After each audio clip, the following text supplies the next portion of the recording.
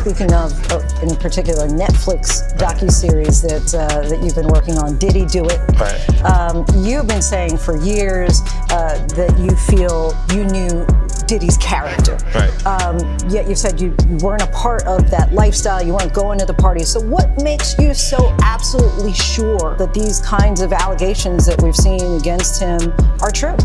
Well, I'm surprised by the allegations, as surprised as everyone else is. Like, I didn't make the allegations, I didn't tell people to say these things. It comes out, I see it in the news like everyone else, but I did feel uncomfortable with the way he would present the idea of going to these. 50 Cent is back on his messy grind, and this time he's taking shots at the heavyweights. Y'all already know Fizz has been cooking up a fiery documentary, right? Well, let's just say it's about to shake the entire industry like never before. Word on the street is this isn't just another tell-all. Oh no, baby, it's packed with receipts, backstage tea, and stories. Some folks are praying never come to light. The heavyweights in the industry are already pulling every trick in the book to shut it down before it drops.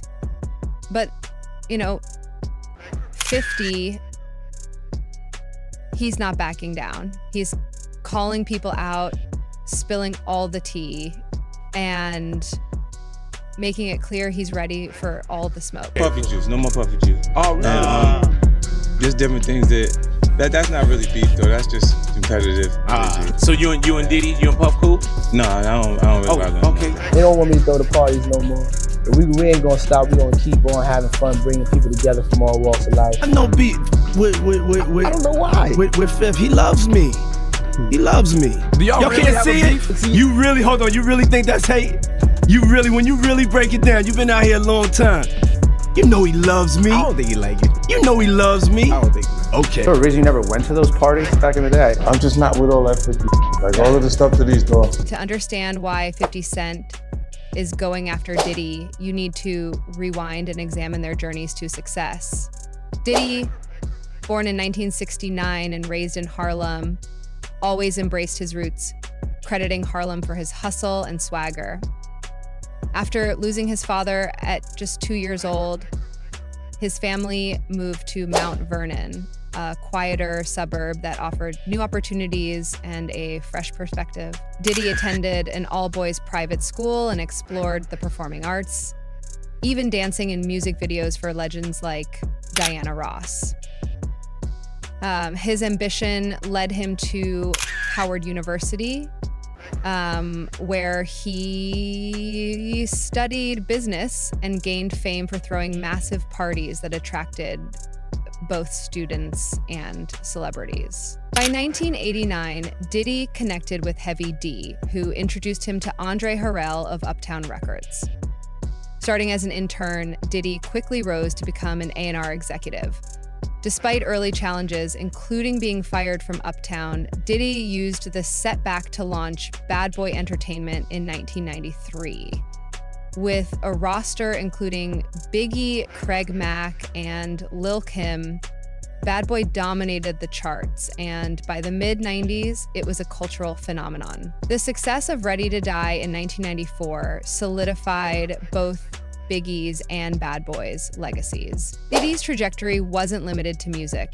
By the early 2000s, he had transformed into an A-list icon, making headlines for his extravagant lifestyle.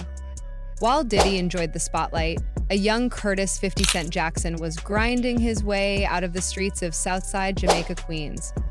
By the late 90s, 50 was turning his street hustle into a rap career under the mentorship of J Master Jay. Jackson benefited greatly from his assignment to his rise was gritty and unapologetically raw, contrasting Diddy's polished ascent. 50's breakthrough came in 1999 with the controversial track How to Rob, where he took shots at everyone in the industry, including Diddy. This audacity gained him attention, but his career took a hit in 2000 when he was ambushed and shot 9 times. Despite this, 50 survived and plotted a comeback.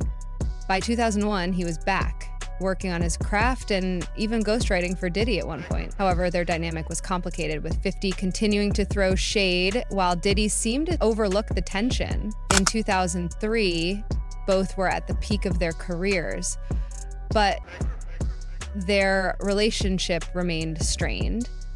Tensions flared during events like the MTV VMAs, where Diddy presented 50 with an award, and Chris Lady's wedding, where an awkward interaction left 50 questioning Diddy's intentions.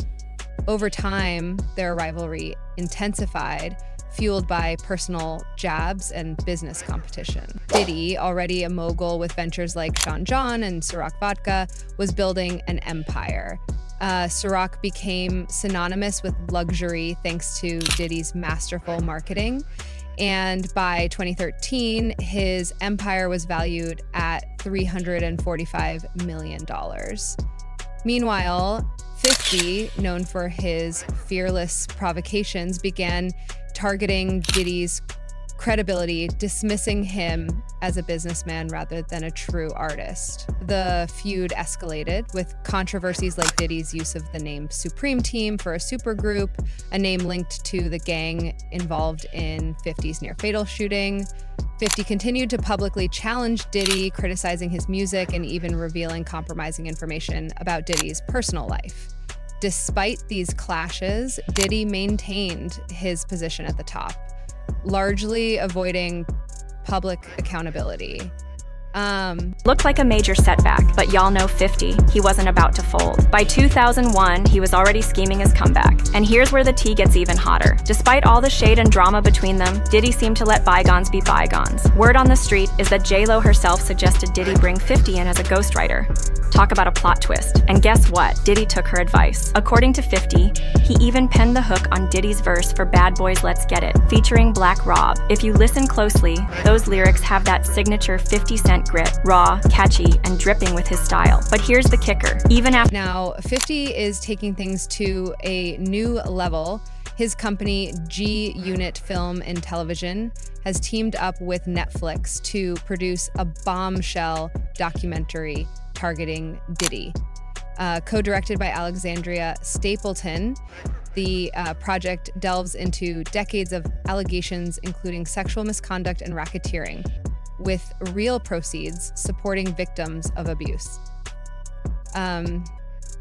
So, just think about, like, 50 described the project as a complex undertaking with countless moving parts and new revelations emerging daily. Despite powerful figures reportedly trying to block its release, 50 is determined to bring it to light.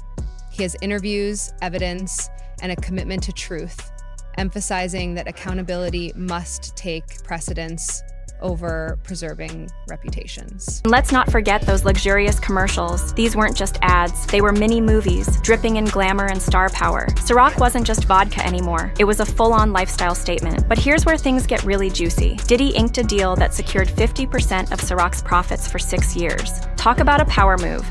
This deal took his business game to another level. By 2013, Ciroc was a dominant force, and Diddy's empire was valued at a staggering $345 million. Now, you know how it goes. When someone's shining this bright, the competition starts taking notice. Enter 50 Cent. And if there's one thing we all know about 50, it's that he's got zero chill. 50 wasn't about to let Diddy enjoy all that glory without a little competition. While the beef had cooled off for a minute, 50 came back swinging. As the documentary approaches release, the stakes are higher than ever. It promises to explore Diddy's contributions to hip-hop, while confronting the darker aspects of his legacy. Whether this leads to accountability or another chapter of evasion remains to be seen. One thing is certain, 50 isn't holding back, and the world is watching. To protect their own interests as the film inches closer to release, 50 Cent made it clear that the mission of this documentary isn't just about throwing shade.